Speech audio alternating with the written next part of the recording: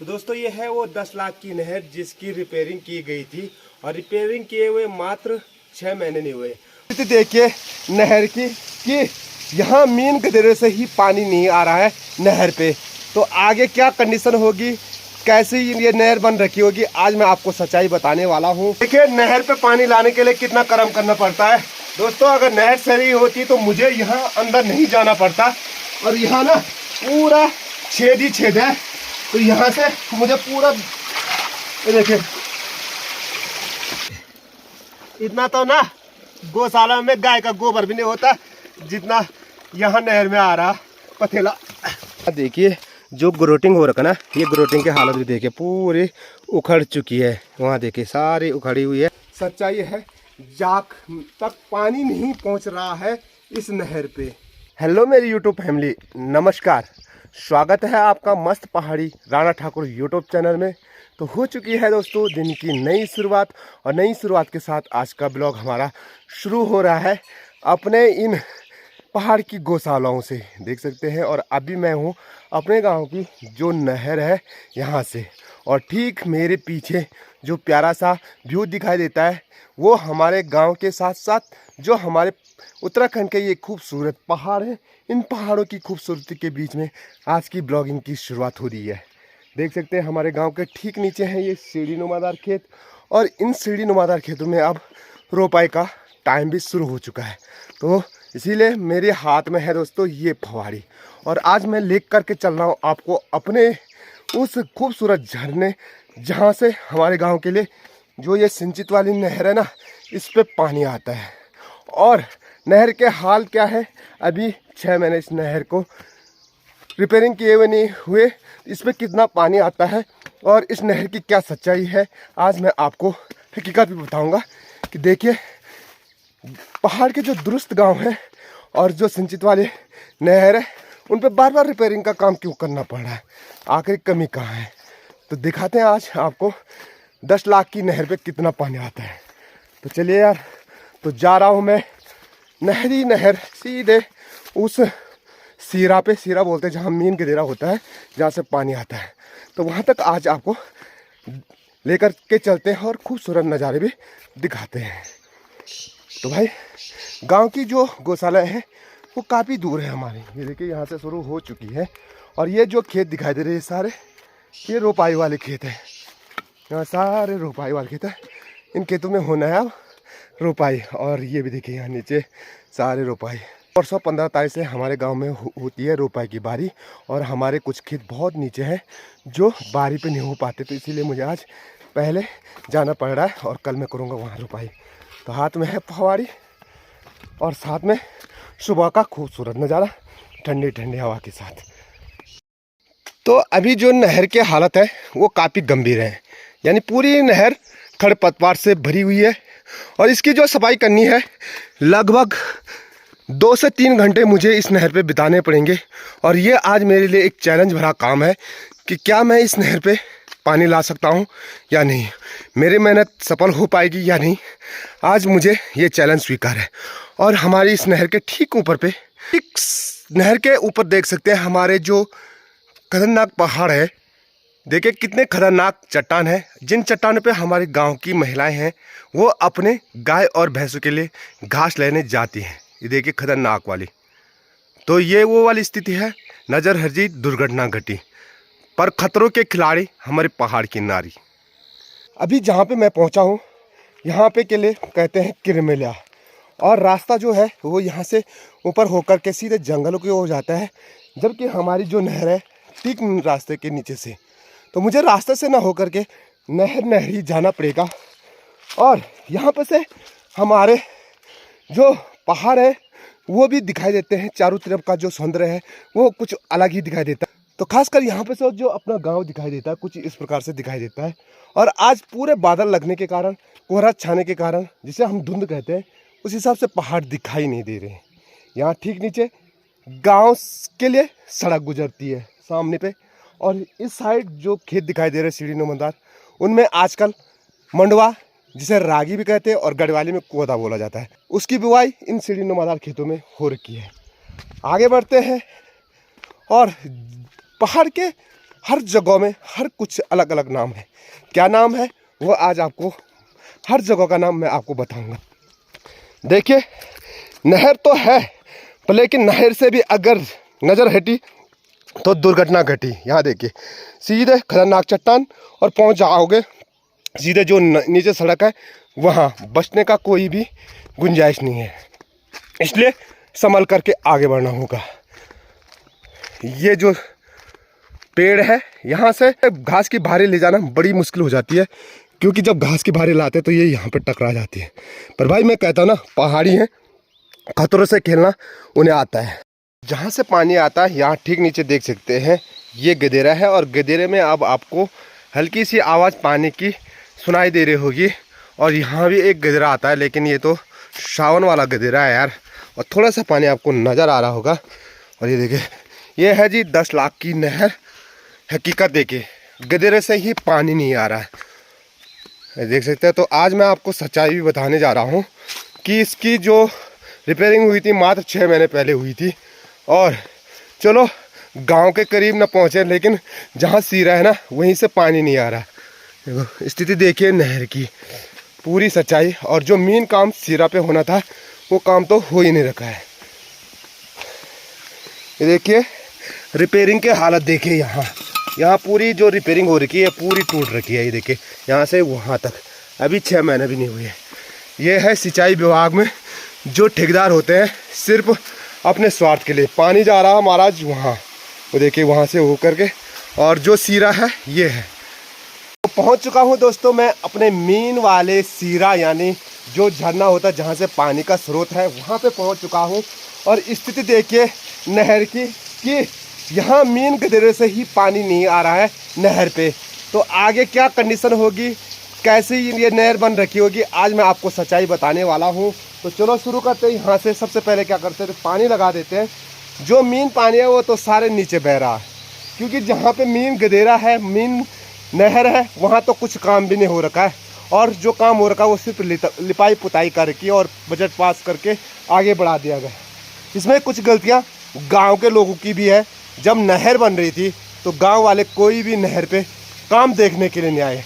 इसमें ठेकेदारी की गलती कम और गांव वाले की गलती अगर सही मायने में कहें तो ज़्यादा है, क्योंकि सबको पता था हमारी नहर बनने वाली है, इस पर हर साल रिपेयरिंग का काम आता है। आखिर क्यों ना हम आज जब काम हो रहा है तो जब हमारी रोपाई होगी तब हम परेशान होंगे। तो इसीलिए ठेकेदार लोगों को कहें कि काम सही से करें और देखने जाएँ, पर लेकिन निरीक्षण करने कोई नहीं आया था। देखिए नहर पे पानी लाने के लिए कितना कर्म करना पड़ता है दोस्तों। अगर नहर सही होती तो मुझे यहाँ अंदर नहीं जाना पड़ता, और यहाँ ना पूरा छेद ही छेद है। तो यहाँ से मुझे पूरा देखिए पूरा बूझना पड़ा है।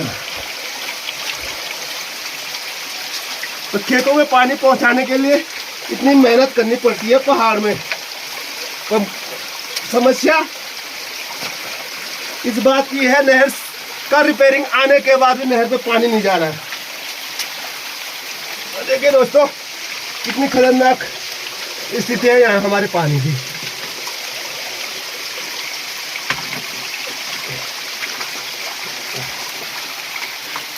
तो बहुत है।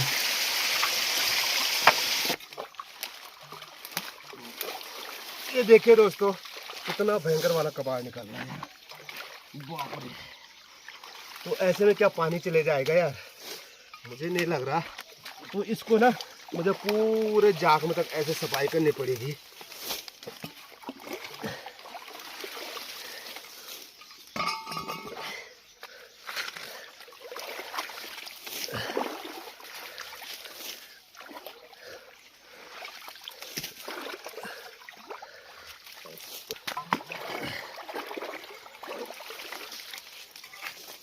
खंजर में यहाँ देखे पूरी नहर ना अभी कुछ इस प्रकार कबाड़ से भरी हुई है। देखो बाप रे।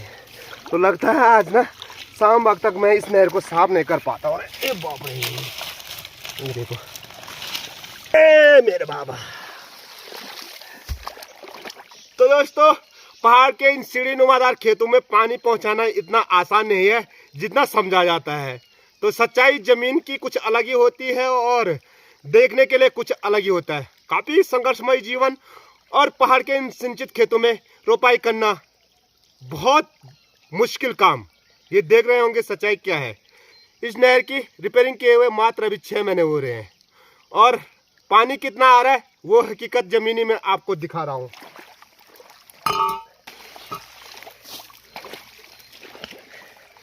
ये देखो मैं नहर में बैठा हुआ हूँ। ए मेरे बाबा, ये वे बाबा याद आ रहे हैं यहाँ।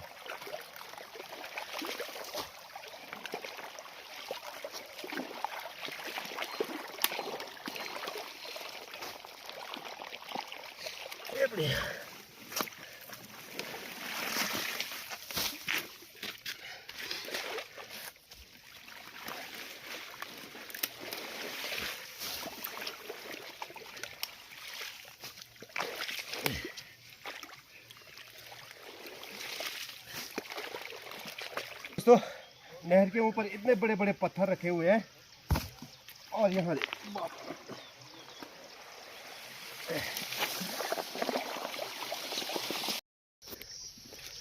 तो दोस्तों पहुंच चुका हूं मैं खंजीर में और खंजीर के आगे पे ये ऊपर से बोला है और यहाँ पे देखिए नहर की हालत टूट रखी है। और इस नहर का जो रिपेयरिंग है ये खुद ही देख लो, जगह जगह देखिए खाली प्लास्टर कुछ इस प्रकार से लगा रखा है और नीचे जो हकीकत बताए तो काफ़ी सारे छेद हो रखे, जिन छेदों को ना मैं मिट्टी से बंद करते आ रहा हूँ। नहीं तो अगर रिपेयरिंग होती ना तो ऐसे मुझे जो सिर्फ जो ये कबाड़ था ना इसी कबाड़ को उठाना पड़ता और सीधे पानी पहुँच जाता खेतों तक। लेकिन कहाँ सारे छेद और बार बार इसकी लिपाई पुताई कर रखी है और नहर पास हो रखी है। तो गलतियाँ कहीं ना कहीं हम गाँव वाले, तो इसमें ठेकेदार की ही गलती नहीं, सबसे बड़ी गलती जो हम गांव वाले ना, जिन्होंने हमने हमारे गांव की नहर बन रही थी कोई नहीं आए थे उस टाइम निरीक्षण करने के लिए, बोला भी था हमने। तो ठेकेदार और जे का क्या है, कर दिया बिल पास और भुगतो गांव वाले। भाई साहब अबाड़ तो मैंने सारी नहर पे देखा पर हमारे गांव की नहर पे तो कुछ अलग ही अबाड़ है यार। ये देखो यहाँ ना नहर वहाँ से है और ये देखो पूरा फिर भरा हुआ है। क्या कर रहे, ये तो अबाड़ नहीं, ये अबाड़ हो गए यार।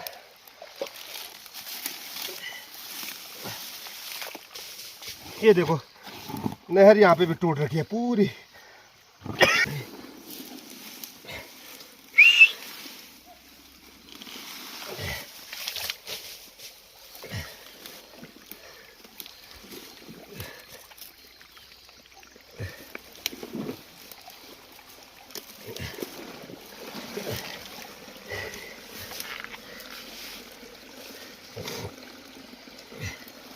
इतना तो ना गौशाला में गाय का गोबर भी नहीं होता जितना यहाँ नहर में आ रहा पथेला।